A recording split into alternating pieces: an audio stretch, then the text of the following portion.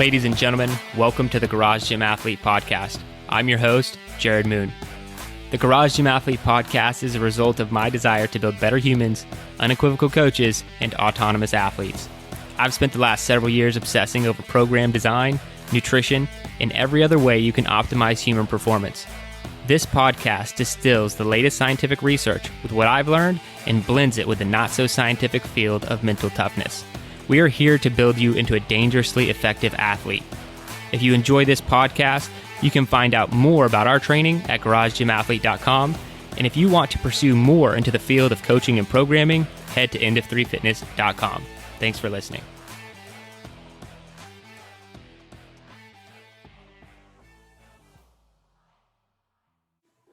All right, ladies and gentlemen, welcome to the Garage Gym Athlete Podcast. Jared Moon here with Joe Courtney. What's up, Joe?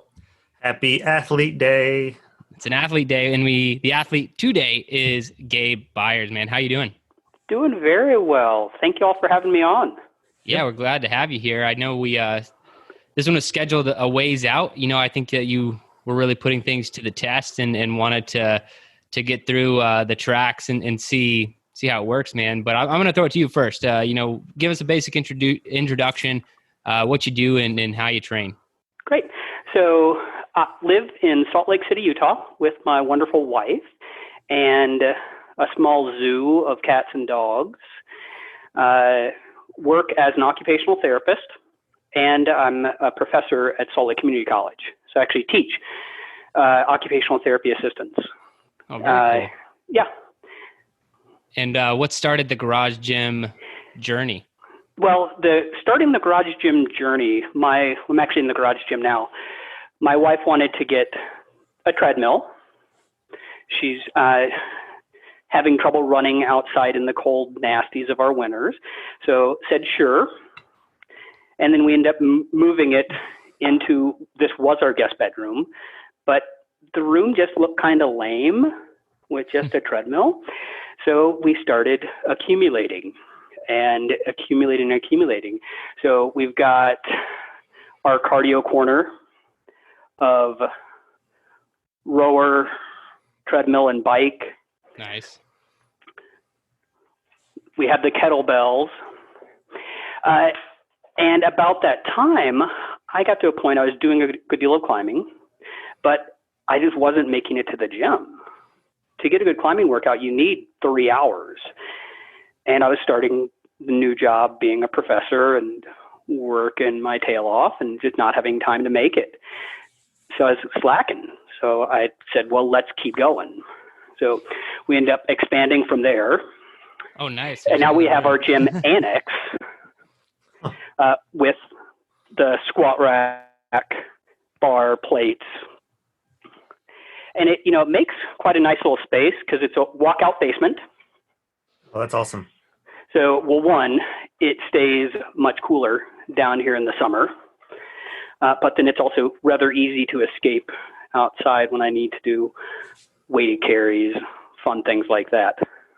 That's pretty awesome, man. That's a significant amount of square footage dedicated to fitness. I like it. So you got, for everyone who's listening and can't see what we're seeing, so he essentially has like an entire room, what would be like a large bedroom with cardio equipment, basically everything you need, kettlebells, dumbbells, and racks to support that. And then you walk outside into the garage or basement space, and he's got a full rack with barbell and everything else with some floor mats. So, dude, looks pretty awesome. That's a nice setup. Pretty good ceiling height, too. Yeah. Yeah. And good. So I was just, was it the getting busy as a professor and the not being able to stick to things that made you really push forward on building it out? Because it looks like you've gone really all in on it. Oh, yeah. So that was really a lot of the challenge, is just making it to the gym. So like I said, we started building all out, followed a couple different programs, tried the strong lifts, starting with when we got the dumbbell and racks, gained strength, but I got really bored with it. Because it was the same lifts every time, always pushing that 5x5, going to failure. And when you have one of those weeks where you fail in every single lift, it was just not that fun. My wife said, well, what's your goal? What do you want? So I was thinking about that. And then one day I was flipping through, looking at iPad while on a rest break. And I saw The Art of Manliness on garage gym programs and read about yours. And I thought, this is it. This is what I want. So I think that evening I ended up signing up for it, just saying, this is what I want. And that's just over a year ago. Wanted to make a full year before being on the podcast. One, to make certain I actually know what I'm talking about. Right. But then two was I wanted that my own time to reflect on, sticking with the program and doing it, and been really pleased so far. Yeah, and I think it's hard for me to see, but it looks like you're wearing the red PR shirt. Yep. Yeah. Yeah. So there it is. Yeah, which means 5 PRs in any one cycle, which is impressive. That's a hard achievement right there. So a year into the program, I did not pull up your history ahead of time, so forgive me. Have you tried multiple different tracks, or have you been sticking to one for the most part? So I stuck with Hard to Kill for the first 2.5 go-rounds.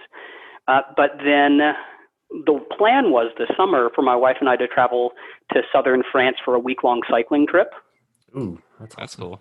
Yeah, so it'd be like 40 to 60 miles a day. That's not bad. Yeah, so I thought, let's go ahead and go on Endure for a cycle or so.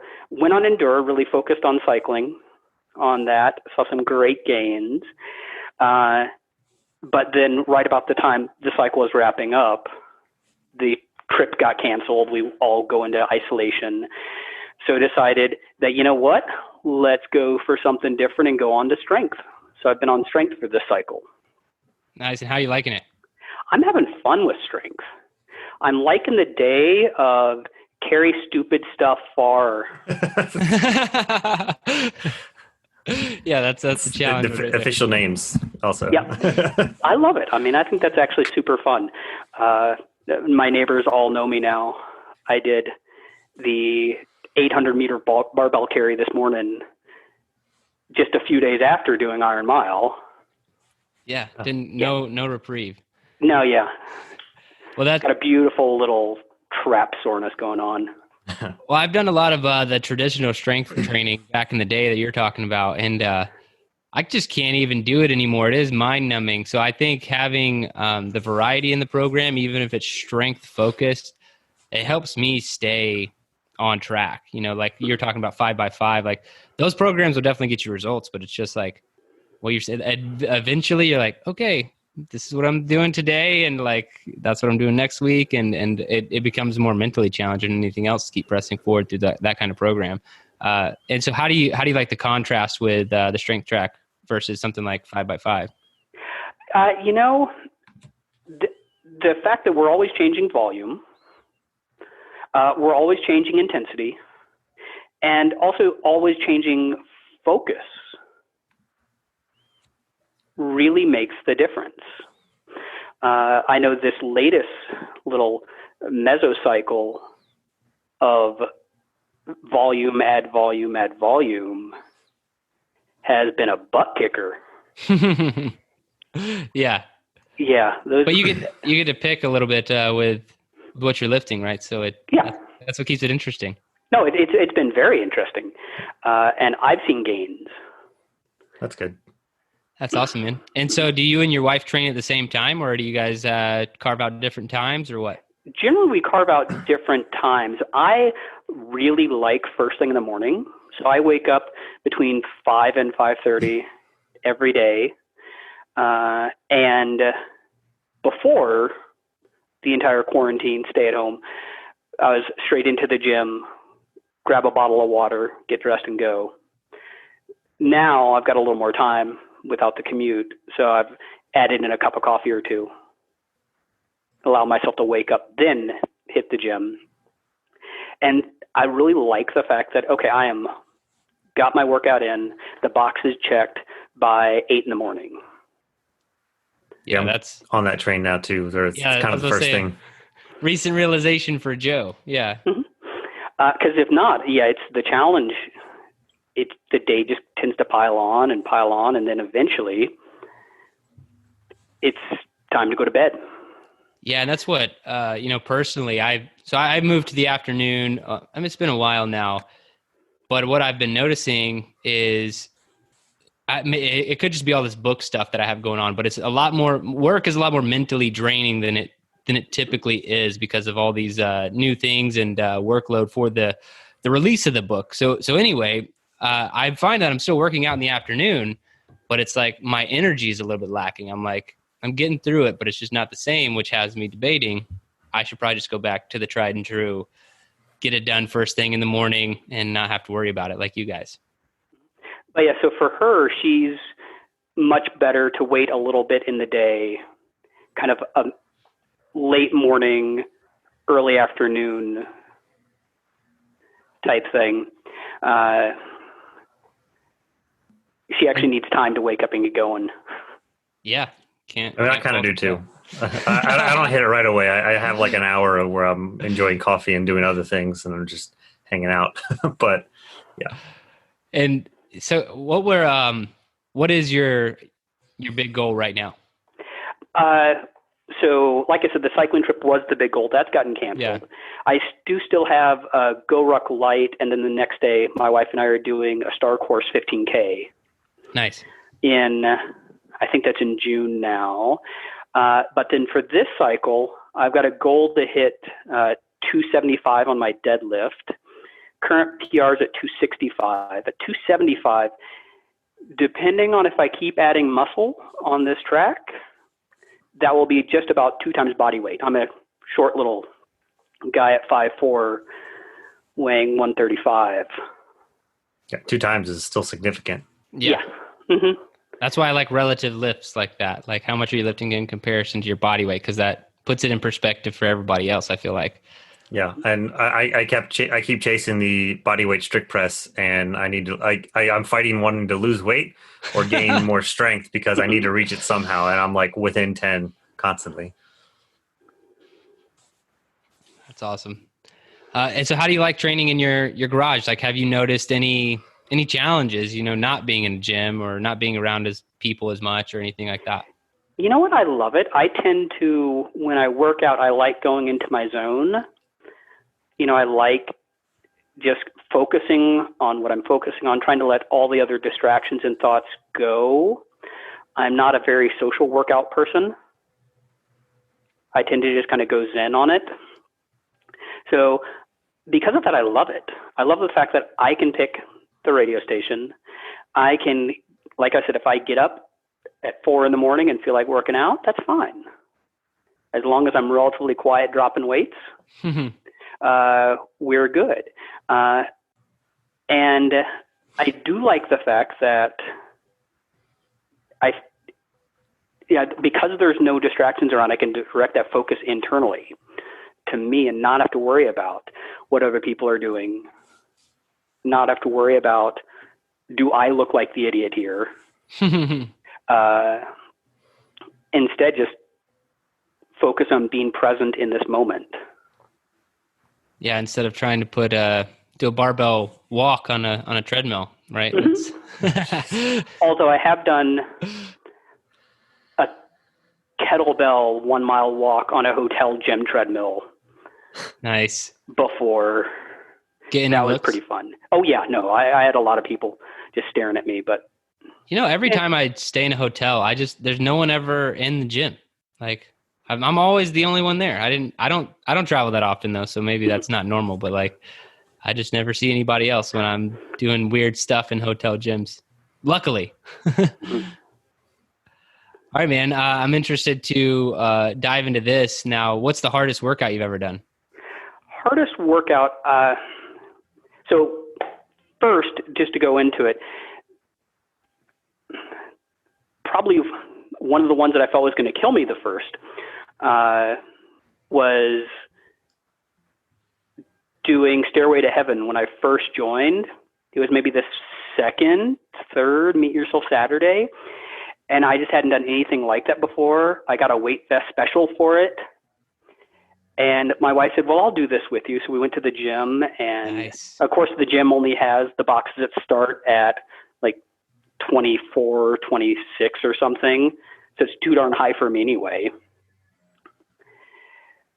Yeah, that one just about killed me. But Yeah, that's it. that's high. yeah, it was a high step. But then after more thinking about it, my wife and I, before this, both ran ultra marathons, and she ended up, I did a 100-miler. She got inspired, did a 100-miler, said, well, that's not enough, so I'm going to do a 200-miler. Oof. Yes. We're talking about running? Running. Actually, running and more walking. Dang. This is a several-day process. Yeah, that's intense. Yeah, so supported her, and then I ended up going out to help crew her, and she said, well, you can pace just a little bit. There's a great little 15-mile section of trail. You can pace me on that. Well, I hadn't really been training much. This is right when I started being a professor and was out of shape, struggling. And I thought, well, I can do 15 miles. That's not that bad. Well, it turns out that after we started, she said, I think I want you to stay with me. Ended up going about 50 miles with her. Wow. So the couch to 50-mile is not recommended.